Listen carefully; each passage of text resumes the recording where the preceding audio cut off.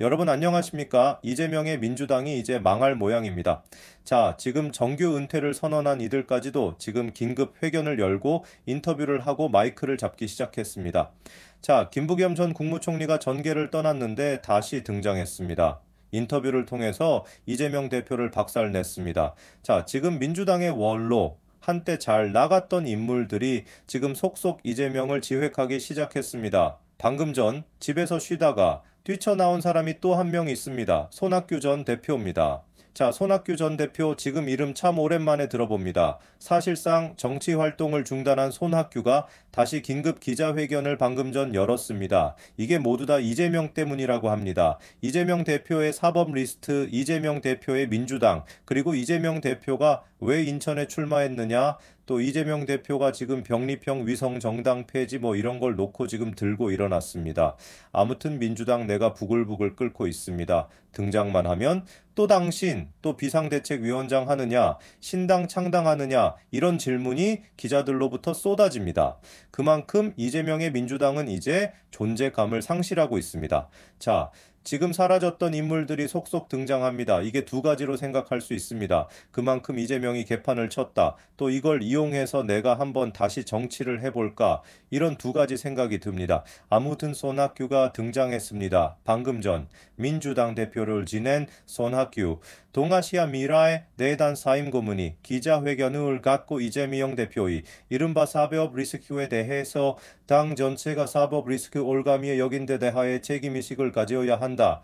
이재명 대표의 명과 결단에 달려 있다고 말했습니다. 사실상 이재명이 퇴진을 취한 것으로 해석됩니다. 국회 소총관에서 기자회견을 위한 손학규 사임 고문은 이재명 대표가 그래 내가 민주당 살리겠다. 대한민국을 위해 민주당을 열어놓겠다. 이런 결심을 하면 모든 것의 열쇠가 풀리기 시작할 것이다. 이재명 대표뿐만 아니라 민주당의 각성도 촉구했습니다. 성남시장, 경기도지사를 지낸 사람이 분당 선거구가 아니라 인천에서 공천을 받아 국회의원이 됐다. 이재명 대표 책임뿐 아니라 민주당 전체 자존심의 문제라고 비판했습니다.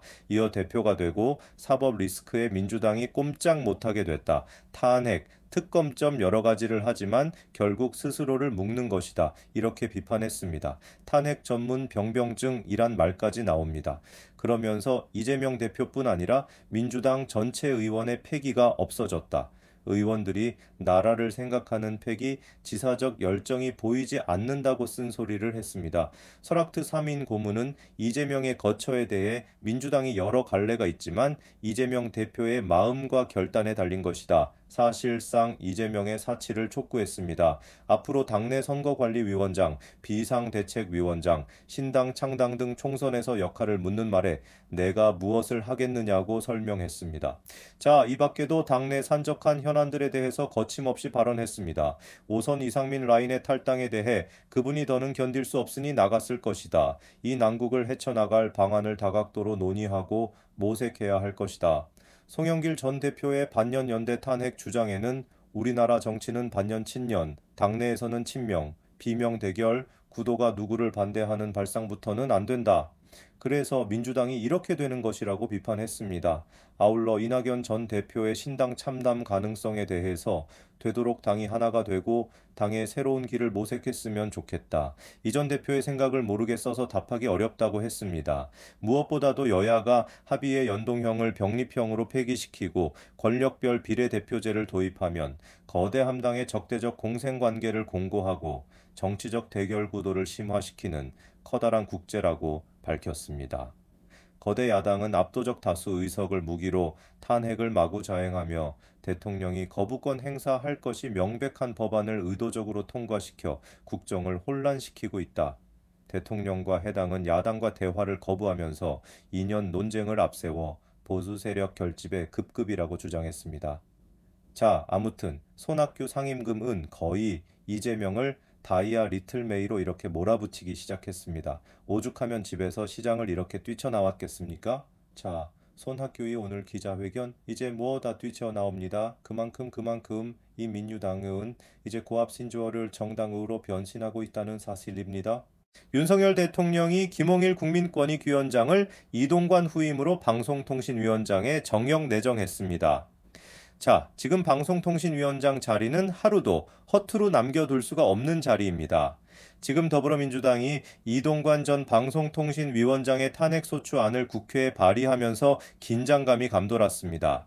민주당은 의석이 과반이 넘기 때문에 민주당이 마음만 먹으면 일단 이동관 방송통신위원장 탄핵소추안을 의견할 수 있습니다. 그러면 탄핵 사유가 되는지 안 되는지는 그 다음입니다. 내년 총선까지 방송통신위원회는 기능이 정지됩니다. 지금 방송통신위원회는 이동관 위원장 시절 이상인 부위원장과 2인 체제였습니다. 원래 5명이 방송통신위원인데 지금 2명입니다. 그런데 만약 이동관 위원장이 탄핵 소추안에 의결되어 직무정지 상태에 들어가면 내년 총선까지 방송통신위원회는 가짜 뉴스도 못 잡고 그냥 멍하니 완전히 유령 단체가 되는 겁니다. 자, 이동관 위원장이 사실 엄청난 희생을 한 겁니다. 말이 안 되는 이 임기 90여일 만에 방송통신위원장 인사청문회까지 그렇게 어렵게 통과했는데 이걸 포기한다는 건 정말 개인적으로는 대단한 희생입니다. 자, 그런데 어쨌든 윤석열 정부는 이 방통위원장 직무를 계속합니다. 그리고 김홍일을 낙점했습니다.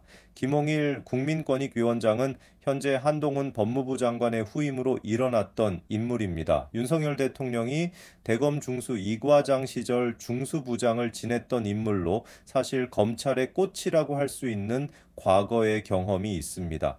자, 지금 법무부 장관도 김홍일이 아니고 다른 사람이 올 것으로 보입니다. 누구 할까요? 지금 민주당은 이동관을 쫓아냈다고 희희낙낙하는데 또 뭐 다음에 MBC 뭐 있고 이런 사람들 KBS 입고 하는 사람들 오면 또 탄핵 안 되겠다. 그러나 방송인 출신이 아닙니다. 법률가가 왔습니다.